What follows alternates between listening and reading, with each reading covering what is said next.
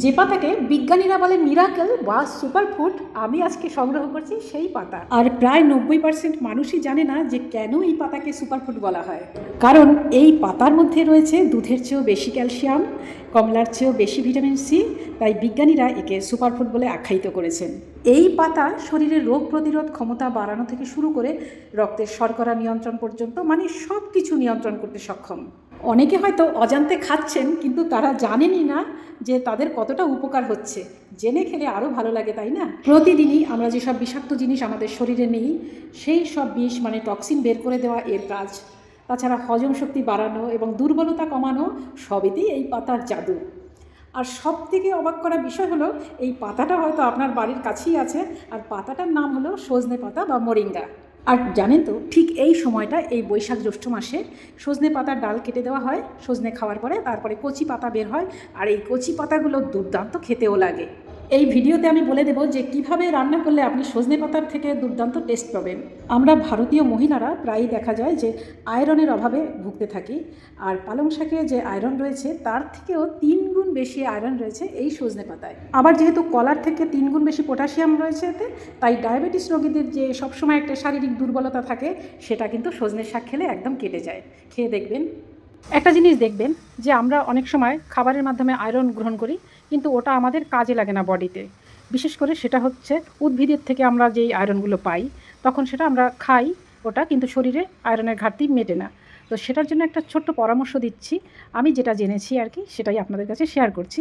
মানে উদ্ভিদের থেকে আমরা যে আয়রনটা পাই, সেটা যদি আমাদের শরীরে ঠিকঠাক কাজে লাগাতে চাই, তাহলে ওই আয়রন খাবারটার সাথে, আয়রনযুক্ত খাবারটার সাথে একটু ভিটামিন সি যুক্ত কিছু খেতে হবে। সেটা আপনি ওই ধরুন সজনে শাকটা খেলেন, তার সাথে পাতে একটু লেবু খাবেন। লেবুটা, আর ভিটামিন সি তো রান্না করলে আর সেটা কাজ করে না, তাই একটু লেবু টিপে যদি খেতে পারেন, তাহলে দেখবেন আপনার আয়রনটা একদম ঠিকঠাক কাজ করবে। আর এমনিতে তো সজনে পাতায় নিজস্ব ভিটামিন সি রয়েছে, কিন্তু যেহেতু আমরা রান্না করে খাই, তাই ভিটামিন সিটা নষ্ট হয়ে যায়। তাই যদি সজনে পাতার কয়েকটা পাতা ধুয়ে চিবিয়ে খেতে পারেন, সেক্ষেত্রে খুব ভালো ফল পাবেন। আর যাদের কোলেস্টেরলের সমস্যা রয়েছে, তা নিয়ন্ত্রণে রাখতে চান, তাহলে আপনারা এই সজনে পাতা দিয়ে চা করে খেতে পারেন। কি করে? সজনে পাতা শুকিয়ে সেটাকে গুঁড়ো করে বা হাত দিয়ে ভেঙে কৌটো করে রাখলেন, যেরকম আমরা চা পাতা দিয়ে চা খাই ভিজিয়ে, সেরকম করে বা ফুটিয়ে সেই জলটা সেঁকে নিয়ে চা খেতে পারেন। আর যারা কাঁচা খাবেন, তারা প্রতিদিন সকালে খালি পেটে কচি সজনে পাতা খাবেন চিবিয়ে। আবার সেটা খেতে না পারলে পাতার রস বা জুস করে খেতে পারেন, স্যালাড করে খেতে পারেন, বা স্যুপ করে খেতে পারেন। স্যালাড মানে আপনি ধরুন সবজি কাটলেন, তার মধ্যে কয়েকটা কচি সজনে পাতা ধুয়ে অ্যাড করে দিলেন, তাহলে আপনার কাঁচা সজনে পাতা খাওয়া হয়ে গেল। আর যে সকল বন্ধুরা এটা খুব টেস্টি একটা খাবার হিসেবে খেতে চান, তাদের জন্য আমার পরামর্শ, কচি সজনে পাতা ধুয়ে একটু কেটে নিলেন, কাটা গেলে অবশ্য, ছোটো ছোটো তো, ডাঁটি ফাটিগুলো ফেলে দেবেন। তারপর একটু নারকোল ঘরে থাকলে নারকোল কুড়িয়ে নিলেন, কাঁচা লঙ্কা, কালো জিরে, তার মধ্যে দিলেন নারকোল, একটু হালকা নেড়ে যখন নারকোলটা ব্রাউন হবে, তার মধ্যে চিংড়ি মাছ দিয়ে দিলেন, একদম মাঝারি সাইজের চিংড়ি মাছগুলো একটু হাতা পিঠ দিয়ে ভেঙে ভেঙে দেবেন, যাতে ওর স্মেলটা পুরো বের হয়। তারপরে শাকটা দিয়ে দিলেন, ব্যাস নেড়ে চেড়ে নরম হলে অল্প একটু চিনি দিয়ে, নুন দিয়ে, নুন তো প্রথমেই দেবেন, নামিয়ে নিলেন। গরম ভাতে খেয়ে দেখুন, দারুণ লাগে খেতে।